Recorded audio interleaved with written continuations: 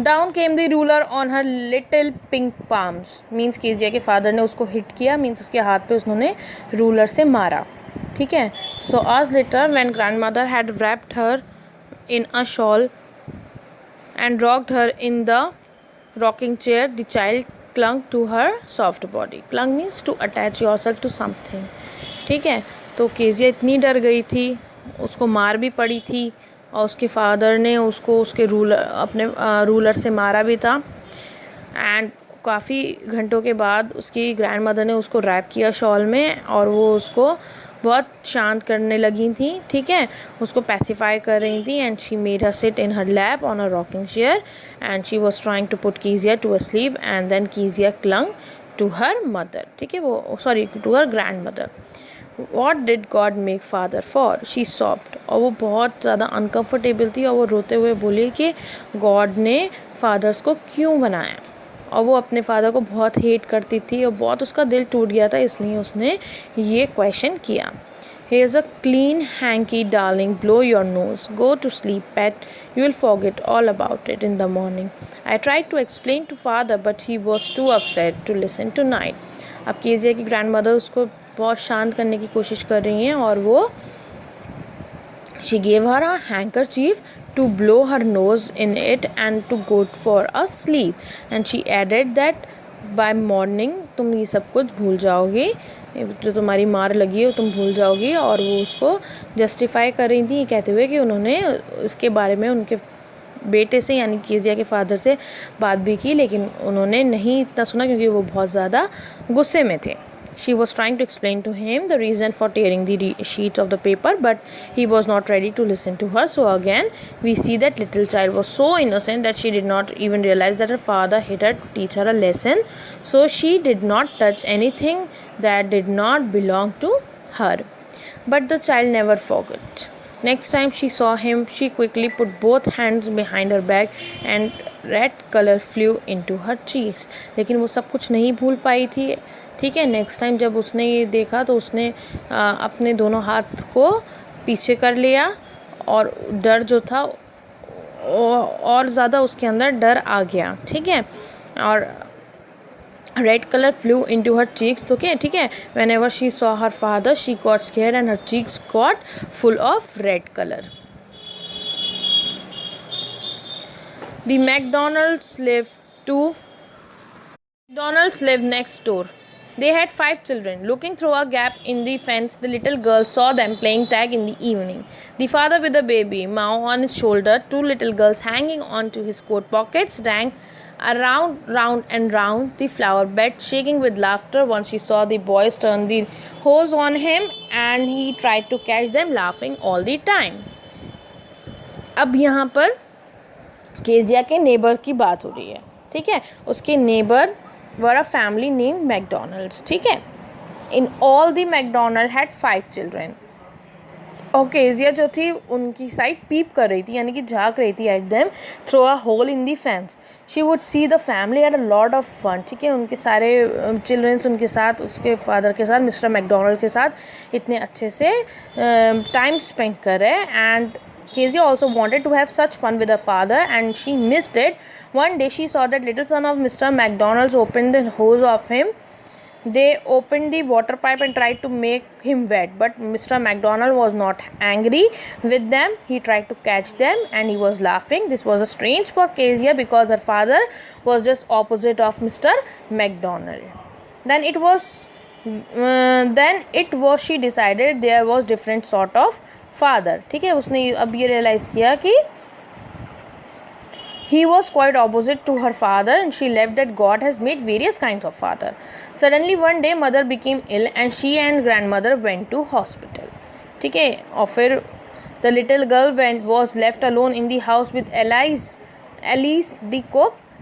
That was all right in the daytime, but when Alice was putting her to bed, she grew suddenly afraid, ठीक है। दिन में तो उसने जैसे तैसे भी टाइम अपना गुजार लिया था उस कुक के साथ, लेकिन रात में उसको काफ़ी डर लग रहा था। when she went to her bed all alone. Now Kezia asked to Alice that तब क्या होगा अगर उसको कोई बुरा मीन्स डरावना सपना आता है, कोई बुरा सपना आता है, लाइक नाइटमेयर, ठीक है, nightmare a bad dream, okay. And she asks that, उसको काफ़ी टाइम जो है नाइटमेयर आते हैं जब ग्रैनी जो है उसको बेड तक लेकर जाती थी, यानी कि उसकी grand mother, and she can't stay in dark, it all get whispery. You just go to sleep child, said Alice putting off her socks, and don't you scream and wake your poor pa. But the same old nightmare came, the butcher with a knife and a rope, who came nearer and nearer, smiling that dreadful smile, while she could not move, could only stand still, crying out, not move, crying out, "Grandma, Grandma!" She woke shivering to see father beside her bed, a candle in his hand. "What's the matter?" he said. ठीक है, लेकिन फिर उससे उसको वही nightmare आया, ठीक है, सारा नाइटमेयर था उसका ये, लेकिन जब उसकी आँख खुलती है वो काँपती होती है, डरती होती है, फिर वो देखती है उसके फादर जो हैं उसके बेड के साइड खड़े हुए हैं, holding a candle in his hand, and he asks what's the matter. "Oh, a butcher, a knife, I want Granny." He blew out the candle, bent down and caught up the child in his arm, carrying her along the passage to the big bedroom. A newspaper was on the bed. He put away the paper, then carefully tucked up the child. He lay down beside her, half asleep still, with the butcher's smile all about her, it seemed. She crept close to him, snuggled her head under his arm, held tightly to his shirt. Then the dark did not matter. She lay still. "Here, rub your feet against my leg and get them warm," said father.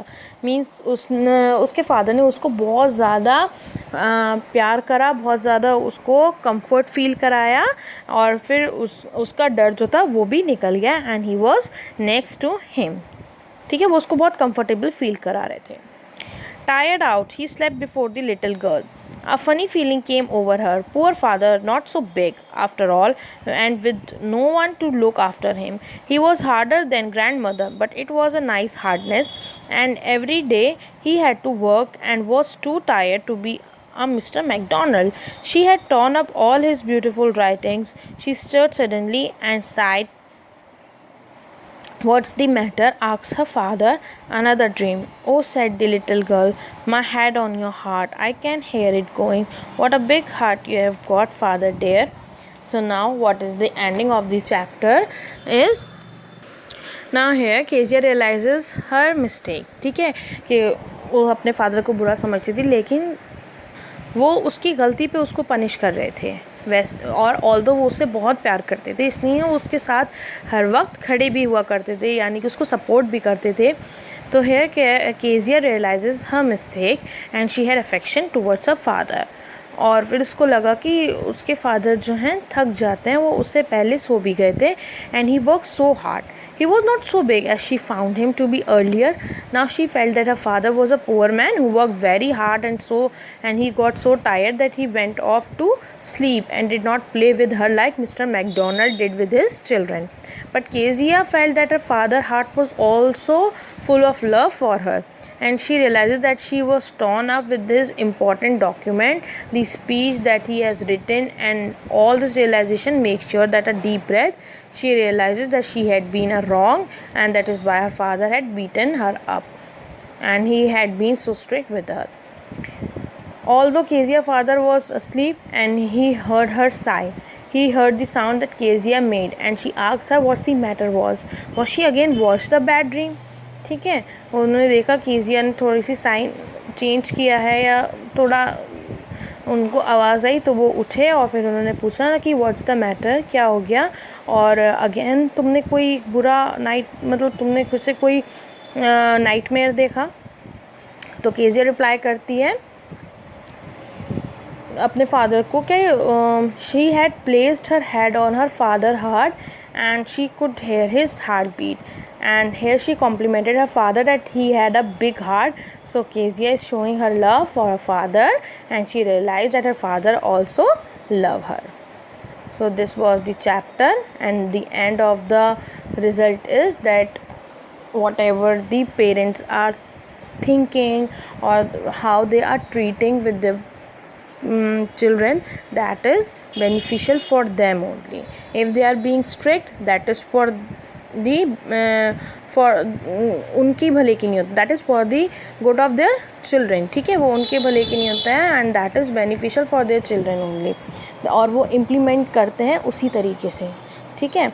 और अगर वो उनको डांटते हैं या मारते हैं तो वो उन्हीं के भले के लिए हैं, क्योंकि वो उनसे प्यार बहुत करते हैं and they did not want कि उनके बच्चे जो हैं वो कोई गलत रास्ता चुने या कोई गलत काम करे, और उनको वो सुधारने के लिए हर कोशिश करते हैं, ठीक है। दैट्स वाई उन्होंने केजिया को मारा था, क्योंकि उन्होंने उनके काम के पेपर्स को छुआ, और ऑल्दो जब उसको बताया गया था कि जो चीज़ उसके मतलब की नहीं है, जिससे उसको कोई काम नहीं है, उसको वो टच ना करे। So this was the main reason why he had beaten her up. So here was the story. I hope you people understand the story. That's all for the chapter today. Thank you.